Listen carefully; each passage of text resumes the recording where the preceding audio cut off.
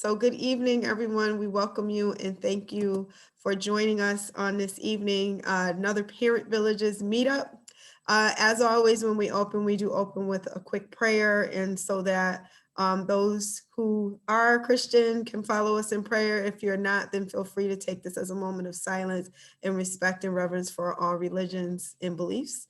But at this time, I'm going to pray. Heavenly Father, we thank you for all that you're doing, all that you're going to do. We thank you for your many blessings that you bestowed upon us. We thank you even for how you continue to open up doors that have been shut and how you continue to give us favor. We ask that you continue to look on those who are doing this great work and that you give them the strength, endurance, wisdom, and ability to do these things to your pleasing and to your glory. In Jesus' name we pray and we thank you for all things. Thank God. Amen. Amen. Amen. So what we want to do is we want to open up the floor. Before we do open up the floor, I just wanted to say that I am Latonia Monroe Naylor. I am a co-founder and the board chair for Parent Villages, a wonderful organization that was founded in 2018 with a focus to build bridges and bring resources to people in the community that really are not getting access to those resources. And then for us to be able to really strengthen our community, one family at a time, one home at a time, one neighborhood at a time. And so I'm thankful to have my fellow board members here with me on tonight, and our regional director, Tiffany Ruffino, and our intern, Valerie Franco, is looking on us from Facebook. So we are thankful for all of you. If you want to introduce yourselves, board members, Cindy Gaynor, want to say hello? Hi, good evening, everyone. Thank you for joining. I'm Cindy Gaynor. I am the treasurer of Parent Villages. It's just been an exciting ride being here with these trailblazing women. And so there's just so much that we have in store. I'm excited that we will soon share about 2021. Thank you, Cindy. She will be showing her face shortly. She had to tend to something, so we thank you so much. And Paige Monroe. Hello, hi. My name is Paige Monroe. I am a co-founder for Parent Villages. I just want to welcome everyone. Thank you. Thank you. She's also our clerk, and Cindy's over our Education Matters, our annual big fundraiser. So we thank you, Cindy and Paige. Oh yes, that's coming up. It is. And then we also have Latasha Monroe Newell. Hi, good evening, everyone. My name is Latasha Newell, and I am an honorary board member due to the fact that I don't live in Springfield, but I am a part of Parent Villages. I actually reside in North Carolina, and I am an educator myself. And so I just try to bring what I can to the table. So I just want to say good evening to everyone. Thank you, Latasha. You're making us a national brand. We're starting somewhere. And then we have Tiffany Ruffino, our regional director. Yes, good evening, everybody. Thank you all so much for being here. And yeah, I'm excited to learn more about your programs and the different experiences you've been through with mentorship. And thank you for all that you do in the community. Yes, so thank you so much. I don't think I missed anyone. Did I? Okay. All right. Well, thank you, ladies, and thank you to all of you that are here. As you all may also know, I'm a member of the Springfield School Committee, so I tend to bring a little bit of updates, and I'm not going to belabor the time, but I do want to share one update that the school committee did vote for us to remain hybrid in Springfield until April 8th, and the expectation is that 30 days prior to that, around March 8th, that we would really look at other schools and populations that have special needs being able to return to school a little bit earlier if time permitted and safety and permitted for them to do so. So I did want folks to know that because there are a lot of people wondering when are the kids actually going to be able to go into the buildings. And unfortunately, we got to wait just a little bit longer due to the health concerns that we yet have with COVID and some other things that are happening this flu season as well. So there's a lot happening. We also had to put a hold on our sports. We had a student that contracted the virus, and we had to make sure for safety protocol that we do not expose anybody else. So they had to put a hold on sports for the next 2 weeks or so. So just be aware that those things are happening. And if you have any questions about the schools or just any concerns about situations that you may be dealing with, or you're not sure how to go through the balloting process of making sure your kids can get into a magnet school or the high school of their choice, or get enrolled in a preschool program of your choice, then please feel free to reach out to me at latonia4schools@gmail.com. That's LATONIA, the number 4. SCHOOLS@gmail.com. You could also reach out to parentvillages@gmail.com as well. And so that is my spiel. Tonight will not be lengthy, but we do want to make sure that we get some of that information out to you folks. And so first, we're going to have some of my own peers that I work with, Egeria Kane and Jason Thompson. They're members of the Springfield College AmeriCorps program. And during my day job, one of my hats that I wear is the director of AmeriCorps at Springfield College. And so it's a pleasure for me to introduce these beautiful people who are working diligently at the Boys and Girls Club Family Center. And they're going to share a little bit about what they do there. And the reason why I want to mention our guests on this evening, we have folks from New North Citizens Council, from the MLK Junior Family Services. We also have individuals from the Women's Fund. And did I miss anybody, Tiffany? Oh, Academic Leadership Academy. I can't forget my friend, my new brother that I've adopted, Valenti Tulak. So we have some fabulous programs that we want to share for you on this evening. And the reason being is that January is National Mentoring Month. So we want to really highlight the benefits, the satisfaction, as well as not just to the kids that are going to receive that mentoring support, but the adults that care for them and support them on a daily basis. And so with that, I'm going to be quiet and I'm going to give the floor to Egeria and Jason to share their experience as mentors, and also where they are, as I said, the Family Center, their affiliation with the Springfield College AmeriCorps program, and anything else that they would like for you to know about mentoring and why it's important. I know Jason has to get off early because he has class tonight. So do you want to go first? You go first and I'll follow up, and then I'll go for class. So good evening, everybody. My name is Egeria Kane. I am a senior at Springfield College studying criminal justice with a minor in psychology. This is my second year in the AmeriCorps program. It's been such a rewarding experience.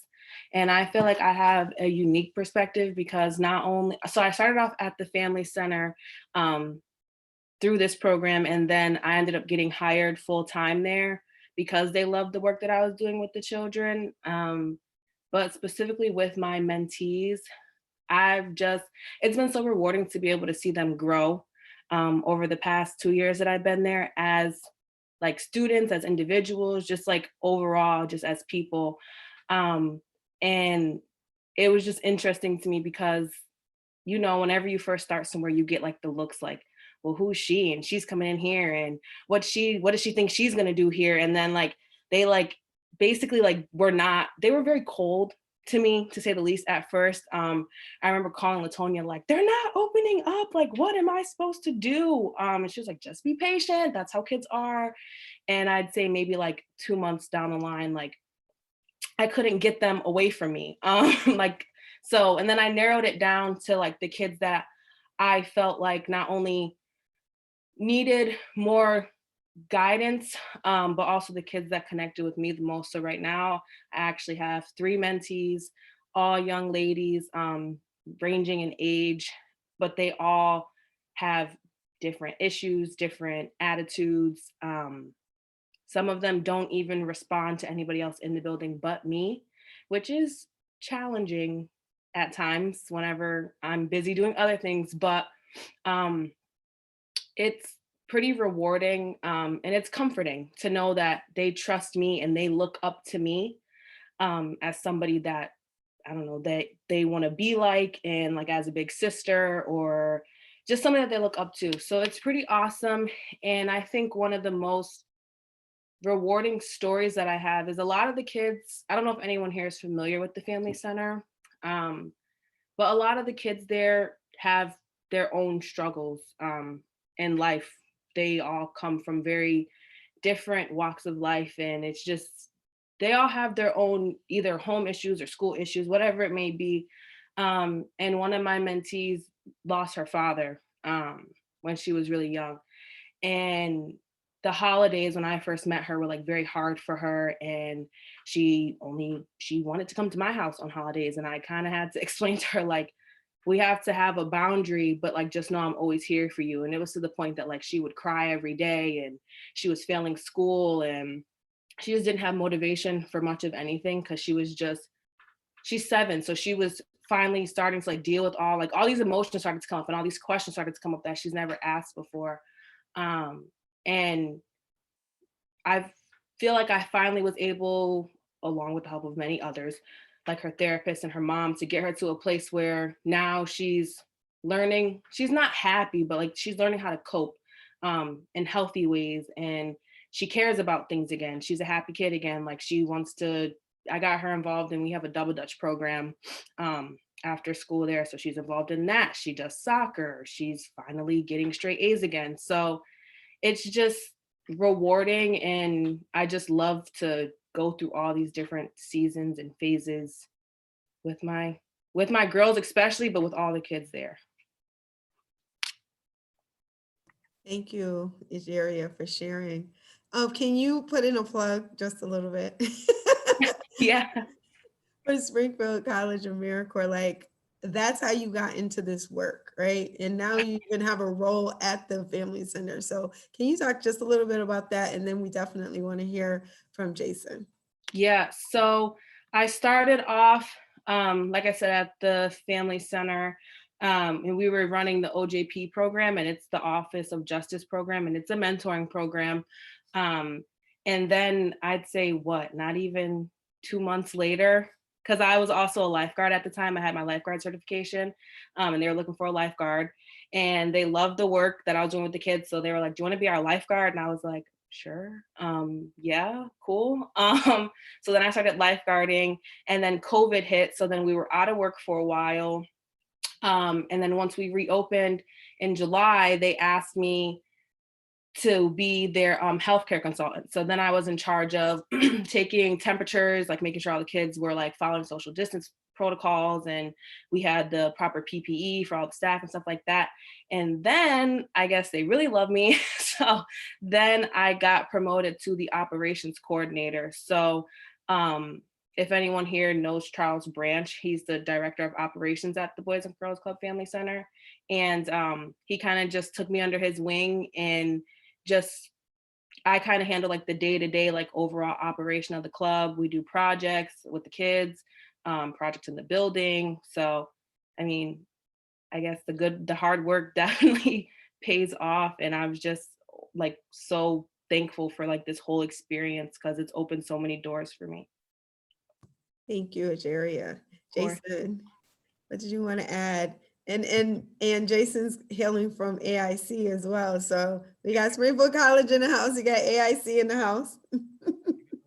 My name is Jason Thompson. I'm currently a grad student at AIC. I'm going to my last semester. I'm getting my master's in business administration. I also play football here. I'm a 3-year captain of the football team here. So I definitely say that Springfield College and AmeriCorps has truly been a blessing to me.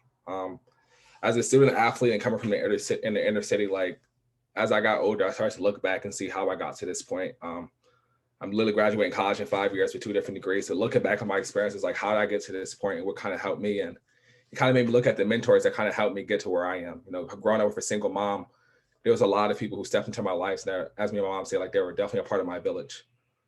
So me, as I transition out to the next phase of my life, I definitely want to give back to the next generation of kids that kind of be the young men what I had male figures in my life to be.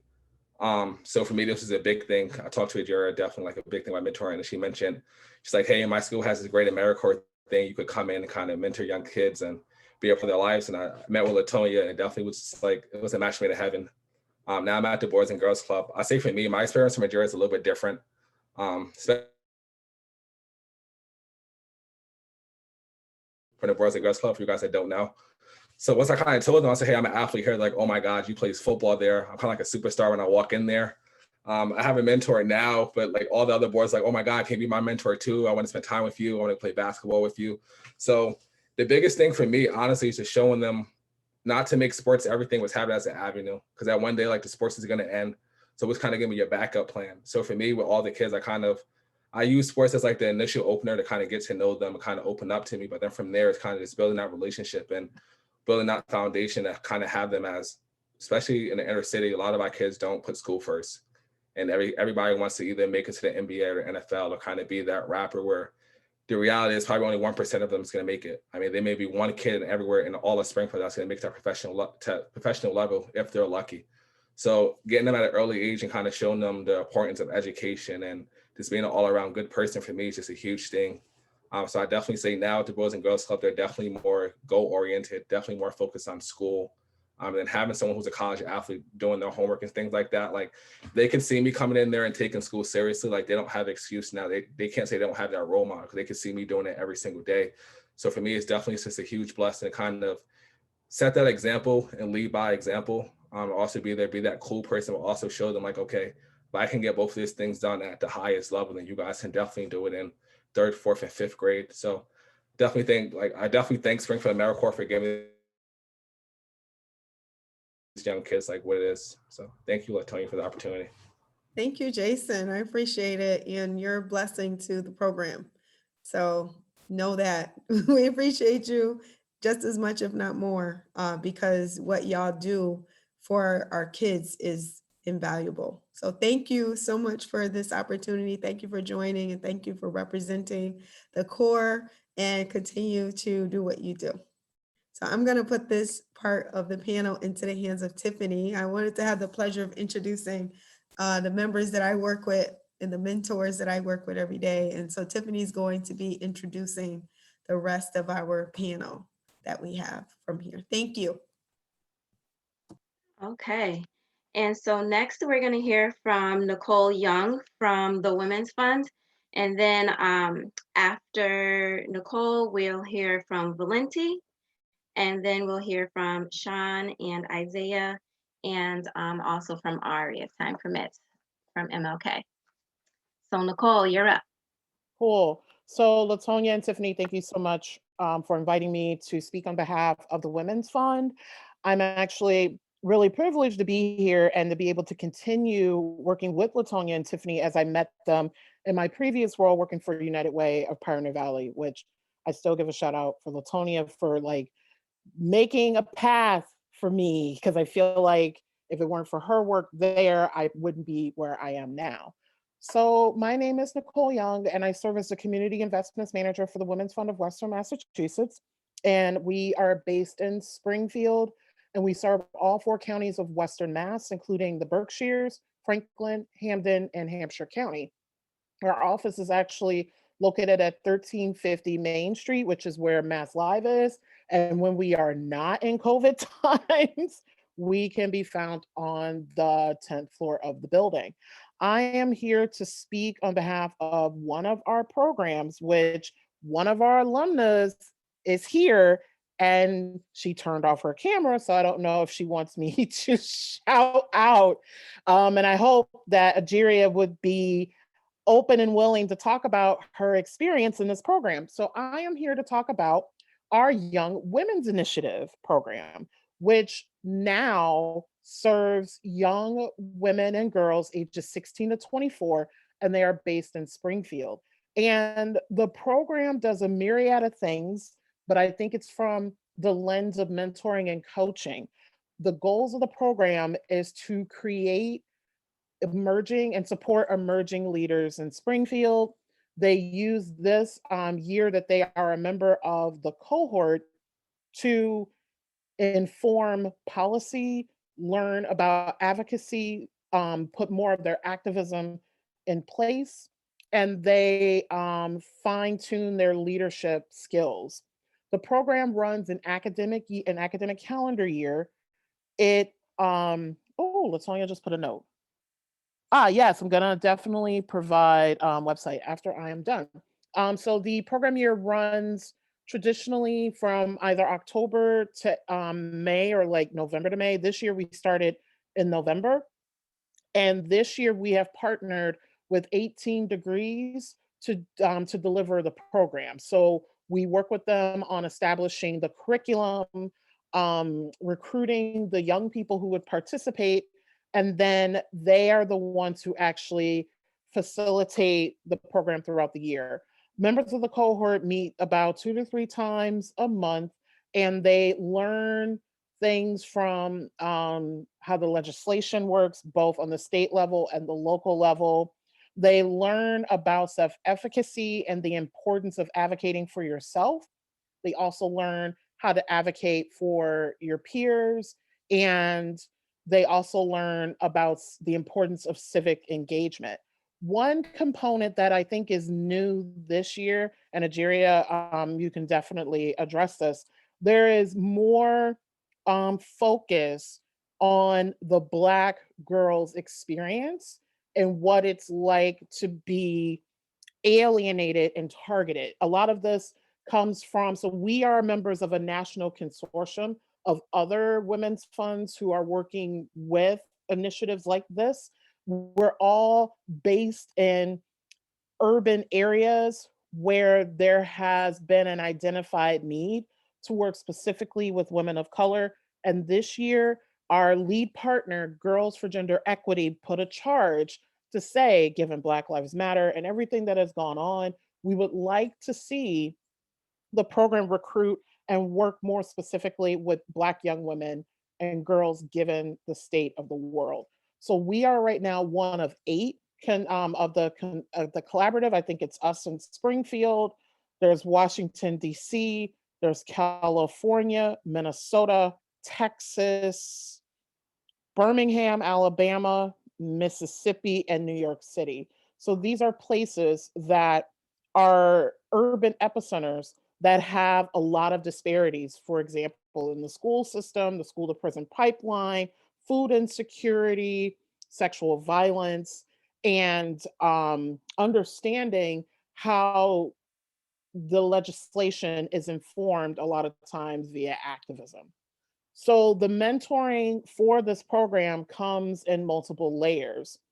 This year we are fortunate that the woman who is serving as the facilitator for the program, her name is Malia White. She has worked in the foster care system, and she knows a lot about how to address disparities and eliminating negative pipelines. And how she's guiding the program, she is teaching the young women and girls specific skills, but they speak back to her in terms of what they need in terms of tools.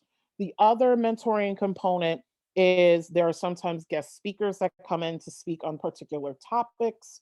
And last night, we actually hosted our 4th annual Career Conversations, which is an annual event where we bring together participants from the Young Women's Initiative and local professionals to talk about career paths, educational paths, and working in the community, both on a professional level and also on a citizenship and residence level. We had almost 30 people combined in the Zoom room yesterday, and we did little light networking and breakout room conversations. Yesterday was the first time I think we opened up that particular event to alumna of the program, because it typically is only for members of the current cohort. I also have interesting experience with this program because I actually volunteered for this program as a mentor 2 cohorts ago. And that's how I met Nigeria. I came in and I spoke on philanthropy and grant making, which this is another strength of this program. The participants are given grant money, and they actually, through participatory grant making, make the decisions in terms of where that money goes. And of course, that comes after they've been coached and mentored through half of the year. We're actually in the process of assembling this year's committee to then select the organizations that will apply for the funding and then will eventually award the funds. One thing that I can definitely say on a personal note in terms of the importance specifically of young women of color, specifically Black young women, being mentored by other women of color and specifically other Black women, why this job is so important to me and why it aligns with my personal values is because I was that Black little girl who was mentored and led by other Black women. And I feel like if it weren't for the Black women teachers, I was very fortunate. I grew up in Detroit, which is the school system there is like 99.9% Black. And so I grew up knowing a lot about the African diaspora through literature and science and all of that. And I feel like if it weren't for the shepherding of other Black women, I wouldn't be where I am today. And so that's why this program is especially important to me. And that's why when I heard the position was open, I was like, yep, I'm going to apply for it. And I'm glad that I got it.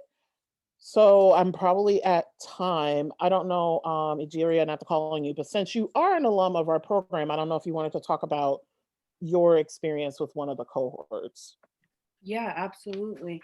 I think that being a part of the Young Women's Initiative, like going into it, I didn't know what to expect, like at first, but like I can say, like looking back and like while I was in the program, it was like such a rewarding experience because not only was I surrounded by all women, I was being mentored every time that we met by other women, mostly women of color. And it was just, there was things that I could relate to, but then I also loved the fact that I wasn't familiar with some of the topics, and it opened my eyes to, maybe I do want to do this for work, or no, I'm not interested in that. So it was really awesome, very rewarding experience. And like, it was great for getting to know people in the community and like networking as I'm getting older. Like now I know, oh, if I want to do this or like I'm interested in learning more about this, like I can reach out to this person.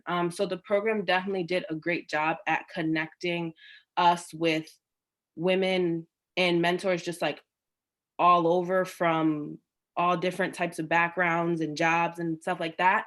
And also I can say like it was extremely rewarding and like empowering to be able to pick what me and my group, we picked mental health that we saw was like an issue in the city of Springfield, like resources for mental health. And so like we got to pick where we wanted to give the money to and like why we chose them. And like they like the places that apply for these grants, like they have to fill out a legitimate application as to where the funds will go and how they'll break it down and what they'll spend the money on over X amount of years. So it was really awesome and rewarding to be able to like be a part of that and also know like I'm doing something good for my community that I'm a part of every day. Cool. Thank you, Egeria. That was Of course. awesome. Thank you. Yeah, so I'll go ahead and I'll put information on the program and also my email address in the Perfect. chat. So thank you Okay. so much. Yes, thank you, Nicole, for sharing. That totally wasn't planned, but I couldn't have planned it better having Egeria on the call. And thank you for sharing twice. Egeria seems to be on her way, so I think the program is doing what it's supposed to do and empowering our young women. So kudos to you, and thank you for sharing. And now we will move on to who did I say was going next? Sean and Isaiah. Goodbye. Or did I? No, I think Valenti was next. I'm sorry, from American Leadership Academy. Yeah, so this is Academic Leadership Academy, our association. So I appreciate you guys having me on. Thank you, Parent Villages, Latonia. How you doing, Cindy? Good to see you. Just want to say, everybody's just all the work everyone's doing. It's great work in the community. Our young students, just it's inspiring to see all the work you guys are doing. So thank you for all that you do. So I created a short PowerPoint, if that's okay. Just wanted to give a little bit of a visual, and then after I will put all my contact information into the group chat. Okay. I think I can. I think you have to give me the Permission, yes. Let's see, how do I do that? A co-host, and then while he's speaking. So you remove me and then add him as a co-host. Where do I go to? Security? Up just near my name. So Oh. go to my name, yep, and hover over it, hit more. Yeah.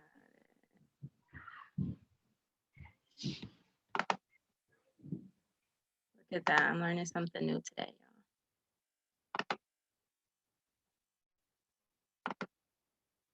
Okay, Valenti, you should be co-host now.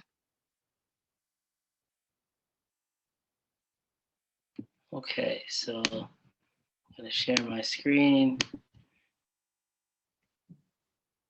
Okay, can you guys all see this? Yeah. Okay, so just a little bit about myself, just so you guys can get an idea as to how my experience has kind of shaped who I am and why I'm so, why I'm really passionate about mentoring and all the great things that I've witnessed and seen it work. So I just wanted to kind of share it. So I've worked in youth engagement. I have past experience in social work and education. I hold a bachelor's degree in sociology, master's degree in educational psychology. Worked in the human service field. Worked as a social worker for several years. I'm now in education. I worked as a teacher, adjustment counselor, and now I'm in administration. Outside of this role, I co-facilitated a culturally specific anti-domestic violence group for Black males. I'm on the Gun Violence Elimination Alliance, and I co-facilitate financial literacy academy course. I founded the Academic Leadership Association, a school-based mentoring program, and this is recent, but a community prestige award winner from the Digital Boombox Network. So just wanted to share that. You guys can get an idea as to my background. I was really nervous, really excited about that award, so just wanted to share that.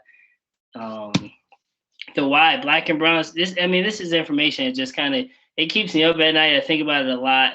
Our Black and Brown students are suspended twice more than any of their counterparts or their peers. 17% of students can read on grade level when they enter 8th grade. That's a state of emergency. I think about that a lot. And Black and Brown students are more likely to receive police intervention than any other students. We know the results of that.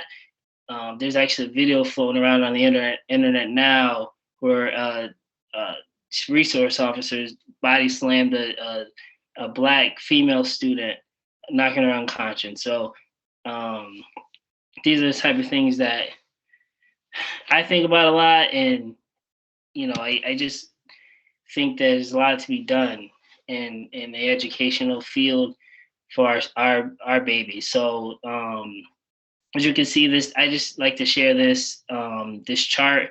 It shows that our students are more likely to be suspended or receive out of school suspension than any of their peers. The importance of building positive relationships, especially in schools, but in the community as well. Positive relationships open up pathways to learning. We should identify opportunities to build and learn about our students, ask about their hobbies, interests, and reference background knowledge if needed. That was spoken upon earlier by the young students, just speaking about how it's important to use our background information, what we know about our mentees, and help guide them through whatever they're going through. So research supports that early relationships and interactions play a key role in shaping a child's behavior and social skills. And children oftentimes mirror the behaviors of the adults in their lives. So if we're setting a positive example, we're in our children's lives every day, our mentees, they're looking up to us. They're mirroring everything we do. So it's important that we set the positive example and we're good role models. So I really started this mentoring work when I entered the educational field, and like I mentioned a lot. When I first got into education, our school, a lot of the kids were in the hallways, not a lot of time spent on learning. We did a lot, but one of our big focus was building relationships for our students to make them want to come to school, and trying to figure out why that teacher to student relationship wasn't working out. So, I developed a mentoring program. I told my principal, I want to work with all the students with the highest office referrals. So we pulled those students and we created the mentoring program. There's a reading component. We take them on field trips, build relationships with community, police officers. They build pride in their school. And this is what I just like to bring data, but this is our average referrals per day, per month. So if you look, we're averaging over 9 referrals a day in October. And this is our first year. As you can see, it was on a steady decline, but there was something that had to be done. So our mentor program continued through 2018, 2019. Our students started to have a real positive self-image about themselves. Again, community field trips to the fire department, things like that. There's a book club component. Those referrals steadily decline. Again, there's a lot more to it as to all the work that was put in by our school and our leaders. But again, relationships played a big part. If there's behaviors we're dealing with every day in the classroom, it's kind of hard to spend any time on learning. So our probably highest referral number was almost 3 per day. That was at the beginning of the year. As you can see, it decreased throughout the months. In 2018, 2019, we continued, started to wear shirts and ties every day. We learned about proper etiquette, things I wish I learned when I was a kid, but giving these kids opportunities, opening up their mind to things that otherwise they wouldn't be aware of. So 2019, 2020, we barely reached 3 referrals a day. In September, as the beginning of the school year, we were released in March, but as you can see, those numbers really decreased. All right, we have a good school environment. The culture and climate's good. People want to be there. The kids want to be there. And as you can see, I compiled the data from all the months of all the years we've been there so far. I haven't included this year yet, but I can tell you now that numbers continue to decrease. But the green represents that first year we were there. The blue is the second year we were there, and the orange is the third year. So as you can see, the behaviors we're not so much dealing with now. Now we can spend more time on learning. And now there's an adult in the building that the kids can speak to. All the students that we work with that are assigned a mentor, they check in with them every day. And I'll go into a little bit about what the academic leadership ins and outs look like as the school-based leadership program, works out. But again, a lot of great things. These students go from having the highest referrals to being students of the month. It's really inspiring. It's really empowering for our students, for our families, and our community. So just one student I always talk about, but he averaged 30 referrals or had a total of 30 referrals in 2017, 2018, ended with 2018, 2019 with 4 referrals, had a B average. And this is a student who was suspended multiple times, didn't want to be in school, thought it was better outside of school. So to be able to reach this student and have data that backs it up, it's again, really inspiring. So we've expanded. So now we're working with middle schools, and that's where we're bringing into the Academic Leadership Association, the school-based leadership program. We have a multi-tiered approach to behavior interventions. We've recently partnered with Springfield College AmeriCorps, and we're bringing mentors to our local schools in Springfield. So that's that multi-tiered behavior approach where we're gathering data, we're looking at attendance, we're looking at behaviors, we're looking at grades, counselor requests, nurse visits when they're in school, anything going on outside of school that's concerning. We're identifying these students and assigning mentors and having a mentor check in daily with these students every morning, mid-afternoon. At the end of the day, we're holding these students accountable. In return, we're holding our mentors accountable, right? Because we need to be consistent in our children's lives. And we're using our our experience to help guide these students and guide their paths so they can make better choices and be proud to be who they are and speak greatness into our kids every day. So it's really exciting. It's really empowering work. We teach our students about financial literacy, healthy relationships, social justice, a college career readiness exploration for our secondary students who are old enough to work and old enough to kind of look at that as the next step for them or as a tool. So again, our mentors are advocates for our students. If they have a 504 plan, if they have an IEP, if they have family meetings or they have therapy appointments and they need help voicing how they feel, our mentors are going to serve, and it almost like a holistic approach to how we can benefit our students. So it's really excited about this work.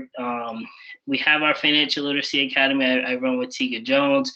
Tiga's great. Our kids are great. They're learning about, and this is being ran out of the Springfield Boys and Girls Club, Acorn Street. But our kids are learning about budgeting, saving money, stocks, investing.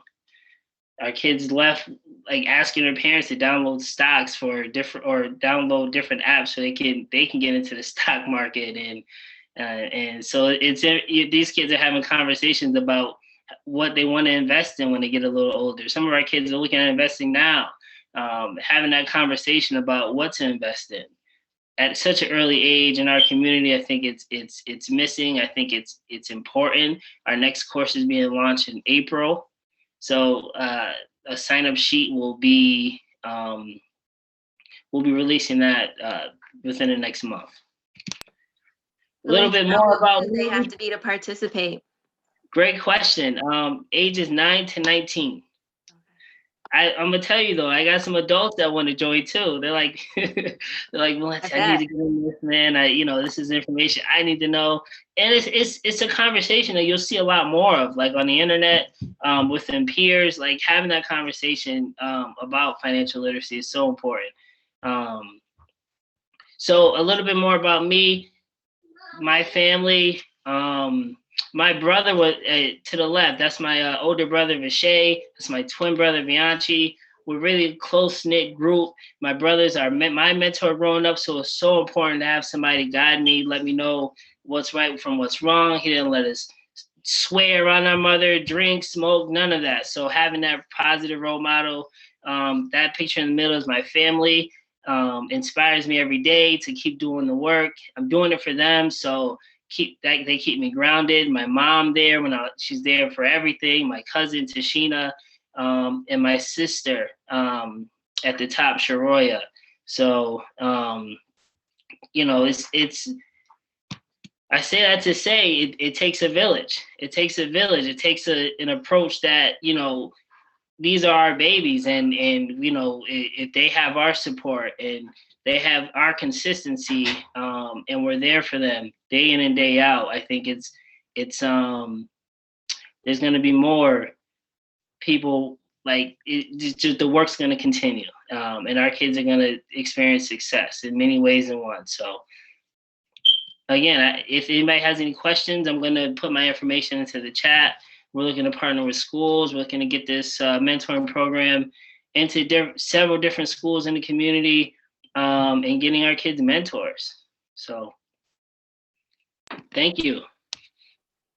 Thank you so much, Valency. I know for sure I want to sign up my 13-year-old for some financial literacy. So I'll be looking for more information. Okay, and so we're moving right along. Up next, we have Sean and Isaiah from Good Vibes. Hello, everyone. My name is Sean Siles. I'm a street outreach worker for New North Citizens Council, Good Vibes program. My hat goes off to you, young brother that was just speaking. I was very much moved by everything that you're doing for the youth, man. I just moved here from New York. I've been a member of Massachusetts for about 6 years now, and my brother, everything that you're doing totally moved me, man. We need more brothers doing what you do, and Thank you. Jeria and Jason, everybody's story is just wonderful. It definitely takes a village, you know. My story is pretty much like Jason's, you know. I come from like an athletic background and everything, and I decided to get into the mentorship program because growing up in the streets of Brooklyn, New York, you know, we all come from different walks of life. And if it wasn't for certain programs, I don't know where I would be in life. It kept me out of trouble. You know, basketball was my outlet, you know, and I sun up to sundown, we played basketball and everything, and it kept me out of trouble. I I became a new member of New North Citizens Council recently. I moved over from DYS. I was in the juvenile detention center, working in the juvenile jails. It wasn't too fulfilling for me because the way they treat our youth is more like a number.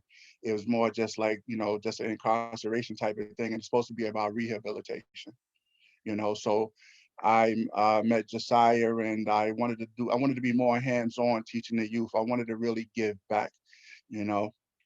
So I became a member of New North Citizens Council, and it's been very rewarding. You know, we do so many different things with the youth as far as getting them acclimated back into society, you know, job placement, you know, some of them are homeless. Some of them come from different family backgrounds where they put into certain circumstances because they don't have that mom or dad in the house. They don't have that positive male role model. And I just love what I do because it's very rewarding. Um, I worked in New York. I worked in New York at Thomas Jefferson High School, coaching basketball there. I also was a coach at Medgar Evers College, which is an all-Black college in New York City. You know, Medgar Evers speaks for itself. Everybody know what Medgar Evers was about. So that was very fulfilling for me. You know, coaching at a school like that where most of all the kids were all Black, and you know, making sure that these kids stay on top of their grades. It wasn't just all about basketball, like Jason was saying. Like everybody wants to be a hip hop artist, where everybody wants to use basketball or football to use that on for their way out of the hood. And it's cool to use that for the hood. If you that gifted and you can get a scholarship or something, by all means, go ahead. Use that scholarship to get you an education, get you a degree, so you can have a good job. Because everybody does not make it. It's like 1 out of 1,000. So like me and Jason's story is pretty much the same, but I like helping kids. You know, I like dealing with the at-risk kids, like the ones that's really, the ones that they call themselves really hood, the ones that think they down. I like dealing with the troubled ones because those are the ones that really, really need that extra attention. And my supervisor, Isaiah, he's always throwing those type of kids at me because he know that's what I like to do. So that's just a little background about me. But my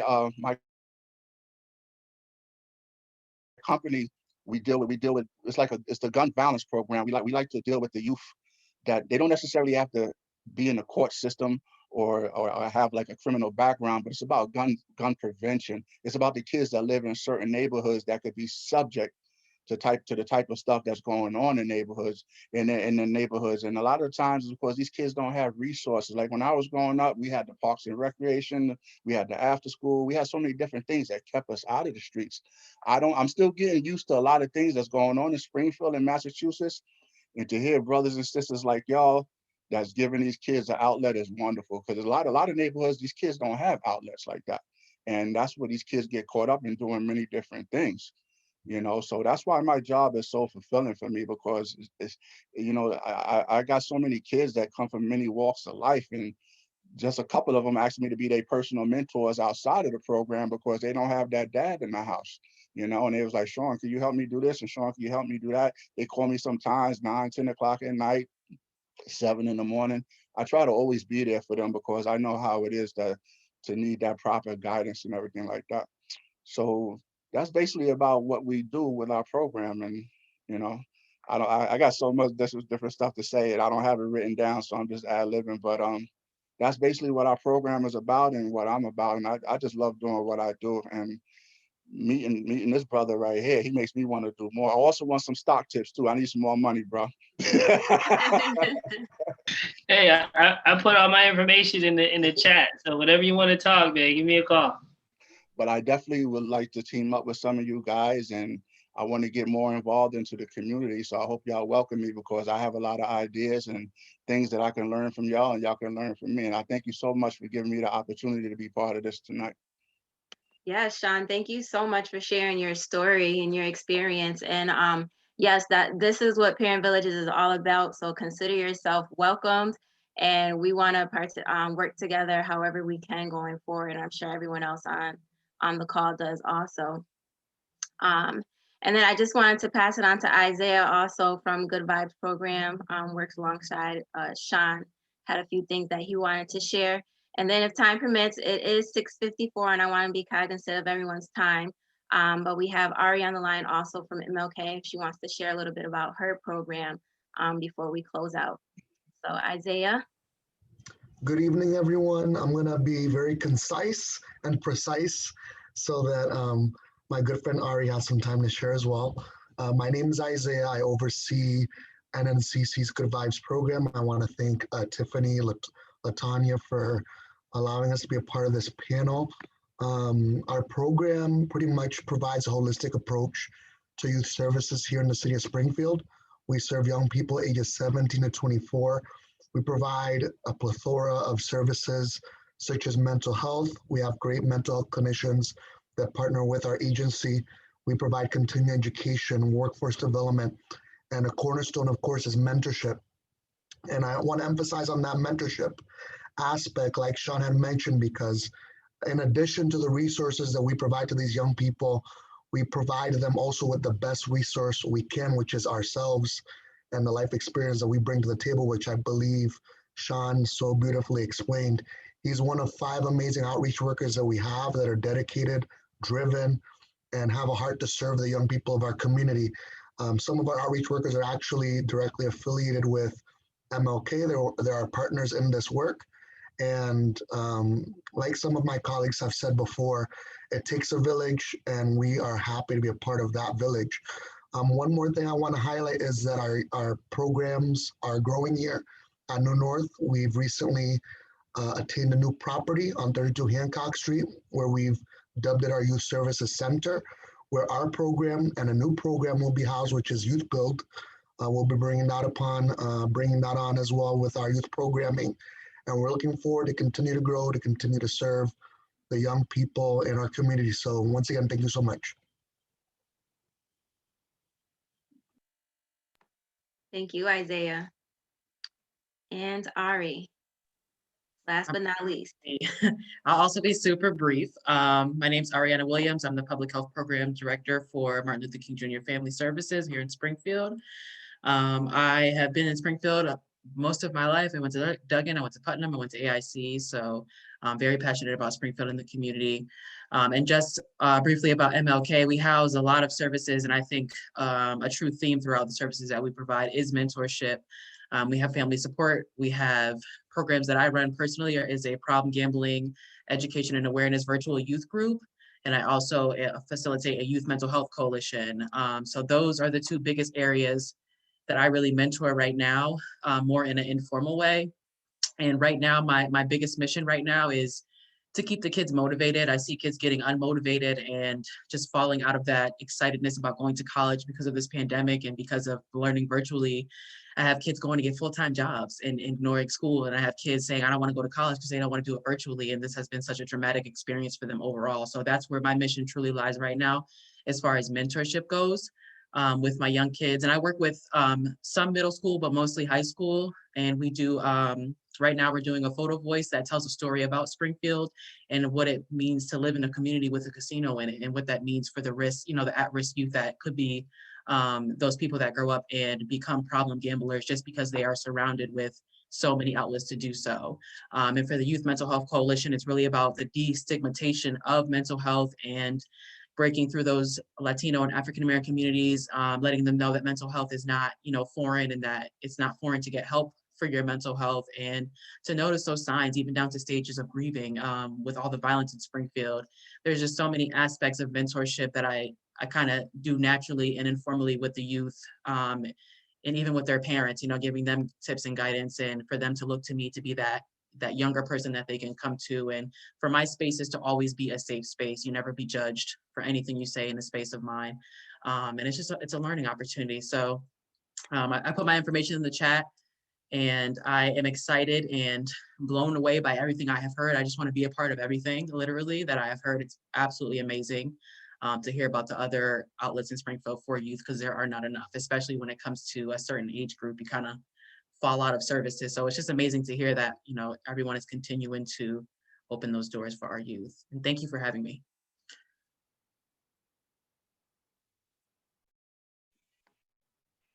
Okay, thank you so much, Ari, for sharing that. And really a heartfelt thank you to everyone who showed up tonight and spoke about your programs. We can't thank you enough. I had the pleasure of representing Parent Villages today on Capitol Hill Day, where we talked to our state legislators and the House representatives, and to sum up National Mentorship Month. Of course, the topic was mentorship and pushing bills like the Chronic Absenteeism Act, as well as homework, the Homework Equity Act, to try and get some funds for our youth. And the thing that just continued coming up throughout the day is the importance of mentors and making sure that we are a consistent champion for our youth, to let them know that people do care for them and want to see them succeed, and literally just being there for them is all that it takes. So thank you guys for all that you do and for continuing to be great members of the Springfield community. And I don't know if anyone else on the board wanted to share. No, I just wanted to say, wow, like everyone on this call is a pioneer making a major impact in the community. It's just super impressive. Like all of us all together is a force to be reckoned with. And so I just commend all of you for the work that you're doing. Keep it up. And however I can be an assistant or assistants or Parent Villages, I mean, we're here for you. So keep it up. Yeah. Thank you so much, Cindy, Tiffany, and just to all of you. I echo those sentiments that Cindy just got through expressing. It is a blessing for us to be able to do this work. It's a calling. I say that all the time. You have to be called into this work because the stress and the angst and all the other pressure that we go through for us to have progress, it's a lot. So if you're not called to the work, you'll run away from it very quickly. But when you're called to this work, it just draws you in and it hooks you. And you just have the satisfaction and pleasure of knowing that you're changing somebody's life one person at a time. So thank you to each and every one of you for sharing on tonight. Thank you for participating in this panel. We are the village. We have to work together. It's no I or you, it's a we, and we are village. And so thank you on behalf of villages. Thank you on behalf of the city of Springfield. And I cannot wait video. So please do share on your social medias. We will tag you and all of that good stuff. Please do share because we usually get about 1,500 to 2,000 in our videos. That cycle on and continue to have those views. Actually, that's the first night going. I stopped tracking after that. But yeah, thank you again. And if there are no questions or more comments, then I guess we'll be closing out for the evening. Our hearts and minds clear, as you would say in church. Let's go home, enjoy your evening with your families. And again, thank you so much. Yes. Yes, All right, thank good you, night. everybody. It's not the end, it's Thank only the you. Good beginning. night. Good night. Good night. Thank you. Good night.